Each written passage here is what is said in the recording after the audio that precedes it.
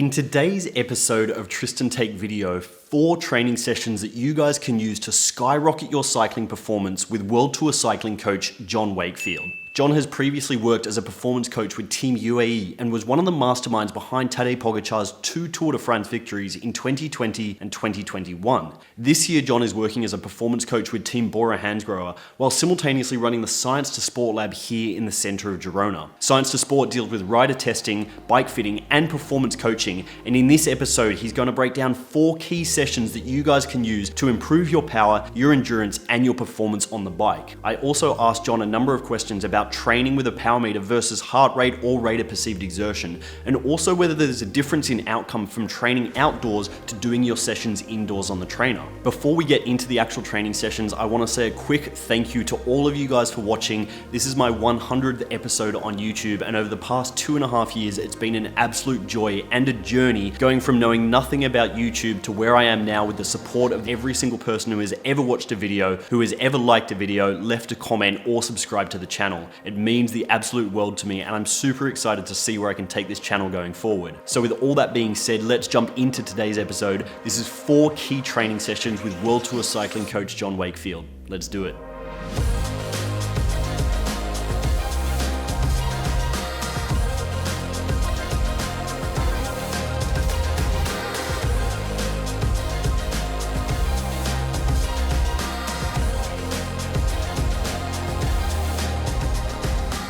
Alrighty, cool. Welcome to today's episode of Tristan Take Video. Today I'm in the Science to Sport lab once again talking with John Wakefield. We want to talk through some sessions that can really help you guys maximize your time on the bike.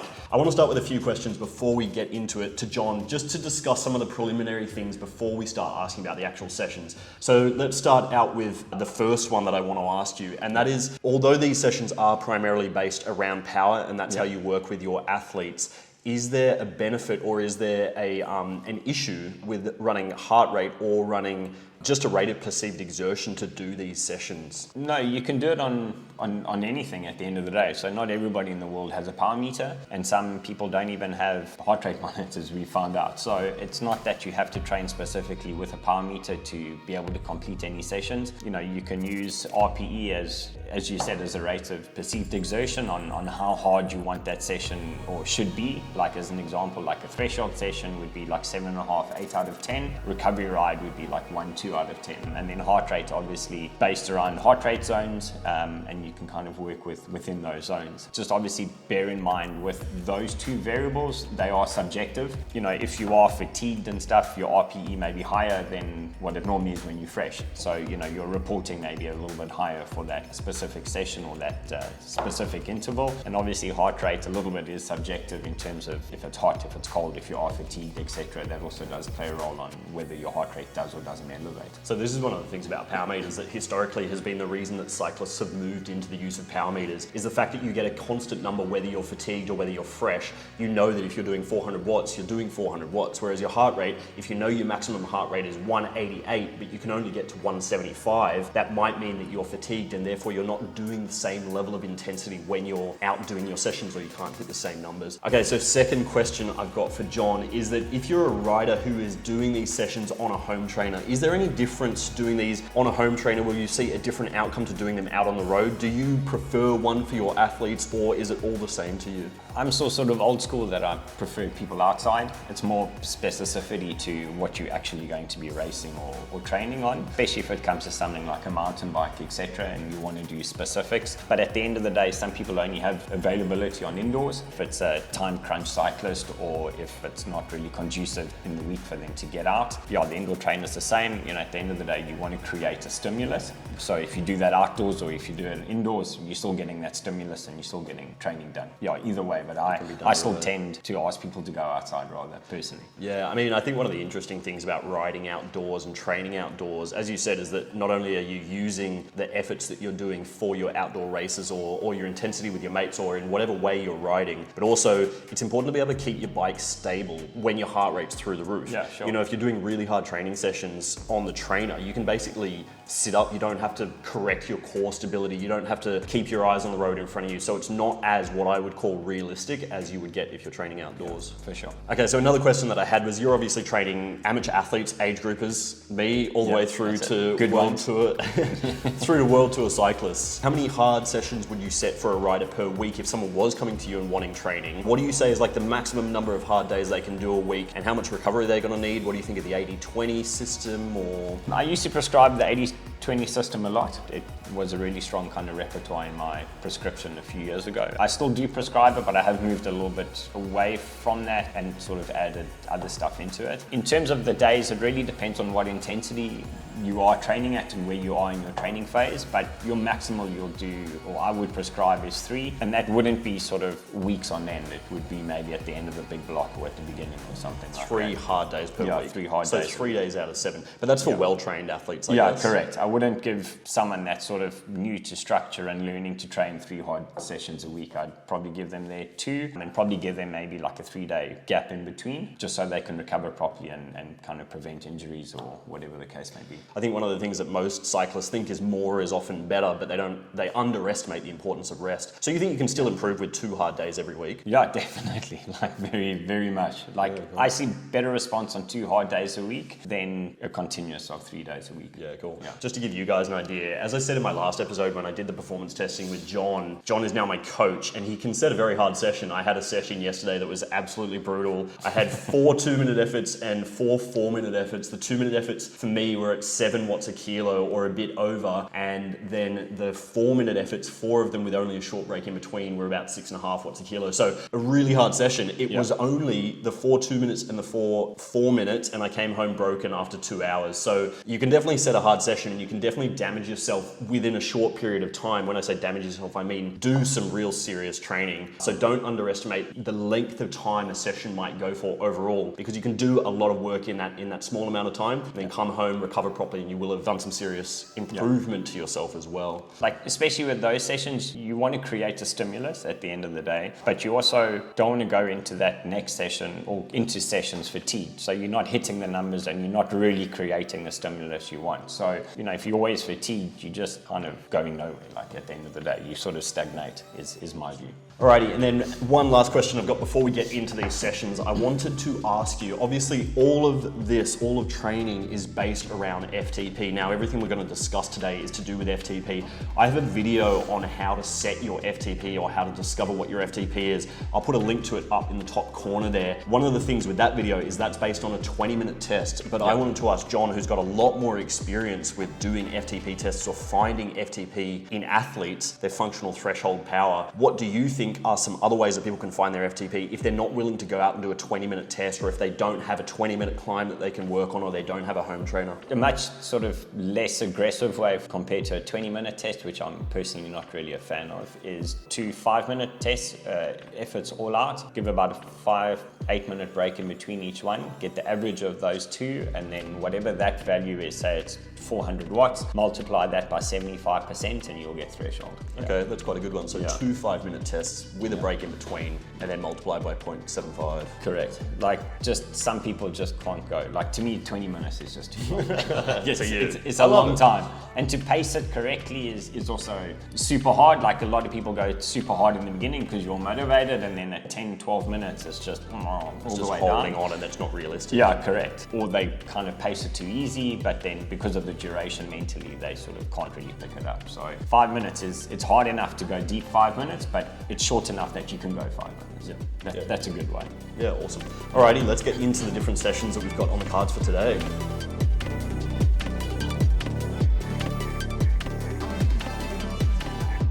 Okay, so today we are discussing different training sessions that can be done during different phases of your training blocks. Now we've done all the pre-questions, we want to get into the actual sessions, and I'm going to let you start and take the reins here in explanation. I'm interested to hear, what have you got for us for these different training sessions? Sure, so what I've sort of identified 2 or 3 sessions per sort of training block, starting obviously with your neuromuscular work, which is your typically known as low cadence, or often referred to as strength work. It's not really strength work in its true form. You're kind of creating neuromuscular pathways, so a pathway between the muscle and the brain. And what that does, it increases functional strength and muscular endurance on the bike. The second one we'll discuss, which is the one that Tristan was a bit upset about when we looked at his lactate values against the WorldTour pros, and that is your metabolic work. It's termed essentially metabolic because you want to improve your metabolic flexibility in terms of substrate usage. We also want to increase or stimulate type 1 muscle fibers and mitochondrial growth. The third one we'll discuss, which everyone knows, is obviously threshold work. So we want to kind of work in and around your threshold to improve that. And then what Tristan had discussed earlier, which is sort of your really high intensity work, and that is sort of more to sharpen up nearer to competition. Okay, so these are 4 different phases that are going to help you with various different levels of cycling. So for a beginner cyclist, this will help them in general. If they can follow generally these sessions, they're going to improve every level of their cycling. Not just to do with racing, but this might even be racing your mates. You know, you can get some improvement there, stronger than the other guys you're riding against, provided you don't send them this video and they also do the same thing. But please do send this video to anyone you think it might help. Okay, so let's get into that first one that you were discussing, and that is low cadence work. So as people typically know it, it's often to refer to as strength, which it isn't. Essentially, you are creating neuromuscular pathways. The 2 go-to sessions that I really like in duration is a 4 and a 10 minute. As an example, 5 by 4 minute or 3 by 10 minutes. And you'd be looking at a lower cadence in what you would be doing as a threshold effort, etc. So depending on if you're a well-trained athlete or if you're just starting off on these, you obviously, the more accustomed you are and the more trained you are, you can bring your cadence down, which means your torque value goes up. But I would start off, if you've never really done these before, somewhere around about 55, 60 RPM. Once you do get conditioned and a lot better, you can obviously bring that value down. Bear in mind, as I said, if you haven't done these before, you don't want to go that low because you can kind of cause some injuries or discomfort on your knees. So if you're pushing a cadence of say 35 really low, you're doing high torque, you're putting a lot of stress through your knees and through your hips. Everywhere. And everything, everything. So I've done these before, they are actually quite brutal, and even though the power doesn't go that high, because you're working to a torque value or a Newton meter value when you push such a low cadence, you're actually putting your body under a lot of stress, and after a few minutes it gets quite hard. So if you're doing say those 5-minute sessions of very low cadence, as you said, after 4 minutes you're really feeling it, and times that by a few of those and you're really feeling it. Yeah, correct. When you look at your head unit or whatever, you'll obviously see a lower power value, but you'll have a very high torque value, and that's the metric that you're looking at when you look at low cadence work. I'm going to put on the screen now my torque value when I'm doing these low cadence numbers. You can put the torque value onto your head unit, whether you have a Wahoo or a Garmin, and figure out your torque. You're not actually doing this session to power, you're doing it to torque, and you're doing it to cadence. So bear that in mind. Set that on there if you are going to do this session. Find a climb that's steep enough that you can push that very low cadence. That's actually a good point. You want to have resistance on, so if you do find a gradient, it's always better. And this can also be done on the trainer, I guess, as well. Yeah, it can definitely be done on the trainer. Obviously, you can, with everything now, Zwift and everything, full gas and that, you can set kind of gradients in that, so you have that resistance. Okay, so that's the first session, the low cadence session. This is a good base building block, but let's move into the next phase or the next session within the next phase. What have you got for us? That's your metabolic work, which is the one that Tristan was highly upset about in the last video. That is, his lactate values weren't WorldTour, but this is an area we are focusing on him. In this session, what you're doing is you focusing on your ability to use lactate as a fuel. So it's termed metabolic as it's improving your metabolic flexibility in terms of substrate or fuel usage. What you also do during this session is stimulate mitochondrial growth and type 1 muscle fibers. For the general person in the street, you would probably look at about 80 to 85% of FTP if you're using that as a value. And the durations are anything from 20, 30 and up to 60 minutes. Once you build up to that, you can also then obviously have like 2x20 or 3x20 or 2x30s in. And those sessions are now gone back to high cadence, so anything from 80 80 to 100, wherever you're comfortable at that power. In terms of sort of a course, if you have a longer climb, you can do it. You obviously don't want a super steep climb because you may go out of, it's harder and you go out of that zone, but often just if you can find like a good flat sort of route, it's really good just to sit and just keep that cadence going. That's obviously you want to avoid as much traffic lights as you can. Yeah. So maybe if you have a park like in the UK, in say London, you've got Regent's Park, or Richmond Park. In Sydney, you've got Centennial Park. In Girona, we're obviously blessed with some really nice roads where you can basically ride for a good couple of hours without having to stop. So find places for this metabolic session where you don't have to come to a stop or ease off the pedals. You want to keep your cadence at that 100, as John said, or 90 to 100. You want to be at about 80 to 85% of threshold. Even when I was training myself, I was doing a lot of these. And the first 10-20 minutes, it does feel relatively easy, but then in the second 20 minutes, if you're doing say a 40-minute block, it actually gets quite difficult. So if you are doing this to rate a perceived exertion, stay a little bit under what you think is a difficult number, or 80%. Stay under that to begin with, and let the toll of the power on the pedals eventually take a toll on your body, as opposed to just kind of going too hard to begin with and really starting to fade towards the end. Correct. Would you say if someone was doing this to heart rate, they should sit at the same percentage of their maximum heart rate, or their threshold heart rate, sorry? Yeah, so if it was heart rate, you'd probably be high zone 3, low zone 4. You'd sort of hover between those two. If you kind of do start going into sort of high, or more into zone 4, you would need to back off. Yeah, cool. One of the things that we haven't discussed with heart rate, and this is going to make this video much more complex, but is cardiac drift, which is basically as you do a long session and you're putting power through your legs for a long period of time, your heart rate naturally does, even if you're not doing any more power, your heart rate naturally does just drift up, which is again one of the reasons that I personally try and avoid heart rate and I prefer power, because if I'm doing 300 watts, I'm doing 300 watts. It doesn't matter if I'm really feeling it or if I'm not feeling it at all. 300 watts is the number, whereas your heart rate might go up to your maximum heart rate when you're still doing 300 watts, and you're going to have an issue because you're not doing the same amount of power. True, valid point. Heat also plays a role. Heat also plays a role. Yeah. Okay, so great. That is our second session. Let's move on to our third training session. What have you got for us? Yeah, so that's obviously now we're sort of working more in and around threshold, and sort of 3 index sessions that are really good is obviously your 10 minute, your 15 minutes, and what is commonly known as your over-unders. So your 10 and 15 minutes, you can do say 3 by 10 or 3 by 15 minutes, well within your threshold zone. So how I prescribe those genuinely is between 105 and 110% of FTP. For obviously better, well-trained athletes, you can obviously improve that number and increase that percent of threshold. And then obviously there's over-unders, which is, if you take 10-minute over-unders, you can do 2 minutes at say 90-95%, and then you can do 1 minute at say 105-110% of threshold, and just repeat for 3-4 times within that block, and do 3 of those within a session. So the term over-unders is obviously over and under your threshold. So you want to be reaching a little bit, and then you want to be recovering but still close to your threshold, and then coming up and down. Yeah, that's an interesting block. Okay, so for this third session, you're saying either do 3 by 10 or 3 by 15 around threshold or a little bit above, or do your sort of 2 minutes on, a minute over, 2 minutes. Yeah, correct. Cycling is that stochastic in nature now, so a lot more of those over-unders are, you're seeing those a lot more now. And so for guys who are racing, say the classics, say we've had the Ardennes classics, which are very hilly races the last little while. Guys are doing like 2, 3, 4 minute climbs full gas and then recovering afterwards. Would you say that over-unders are the sort of staple of their training for the Ardennes classics? I can't say for other coaches, but for myself, for the Ardennes and for the classics and stuff, I prescribe a lot of the low cadence neuromuscular stuff, and then the really high intensity stuff, just to sharpen up for it. Like at the end of the day, because of the cobbles and the nature of classics, you need power to push over, and you need that torque value when things start going wrong. So, but at the same time, you also need that really high intensity of that repetitive of like 2 minutes, 4 minutes, 2 minutes, etc. So I use a little bit of a combination of both. Yeah, great. Alrighty, so we are on to our fourth and final phase.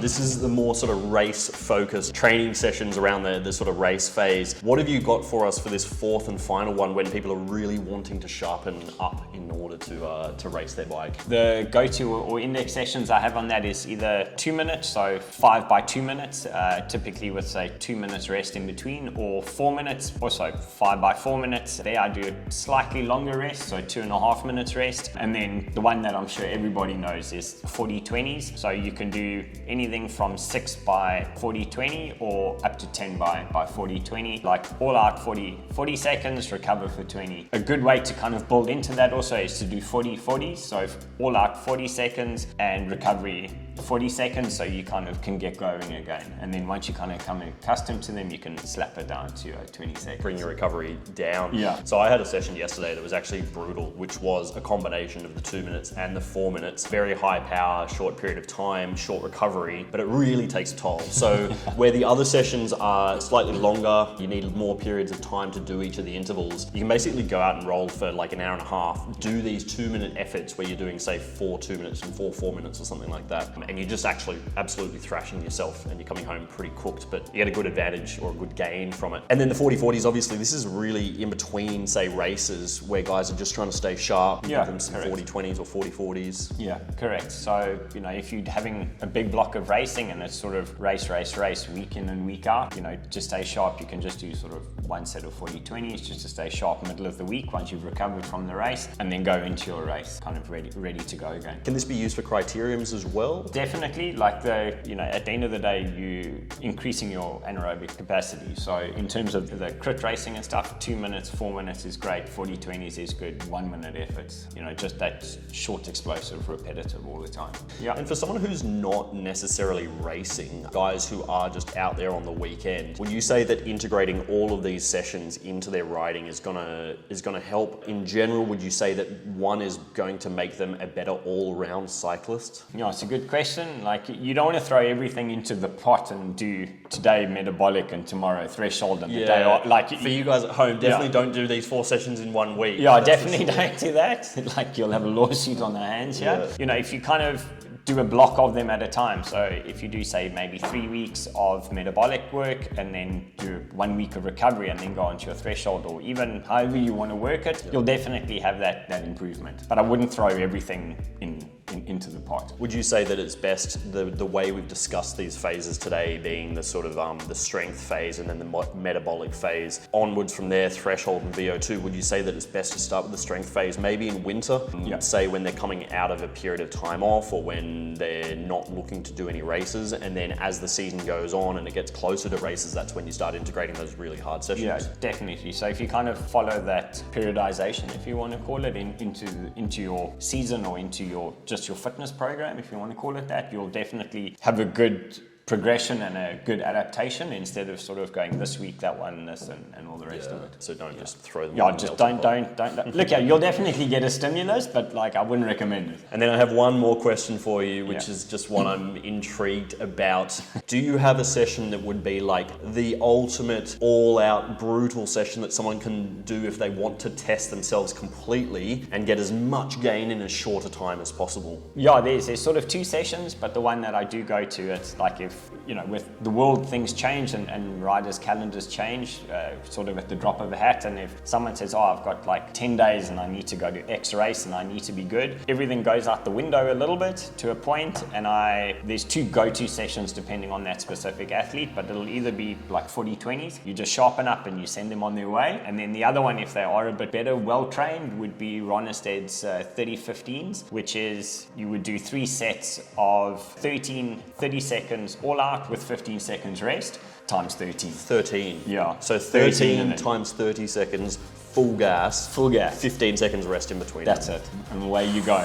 And then after the 13, you'd have a 10-minute break, and then you'd repeat times 2 again. If you're not ready to race after that, then you should. Yeah, it's but those are my 2 like emergency sessions that I throw out. Okay, in an emergency only. Only this in is emergency. Like break the glass to do this session if Correct. you must. Cool. So that's all really good training structure. Yeah. Any parting words of wisdom? Rest is key. You don't adapt to training load if you don't rest. and space your sessions out. You know, like hypothetically do a key session on a Monday and on a Thursday, and give 2 days rest in between. So you get the maximal out of those 2 sessions that you're doing. Alrighty, so that brings us to the end of this video. If you guys did get something out of this, please do give it a like. If you've got any questions for John, feel free to ask in the comments. There are going to be more videos with John going forward, including the video that I've got coming up soon, which is about my first 90 days working with a World Tour cycling coach. And we'll see you guys all in another episode of Tristan Take video very soon. All right, thanks guys. Cheers.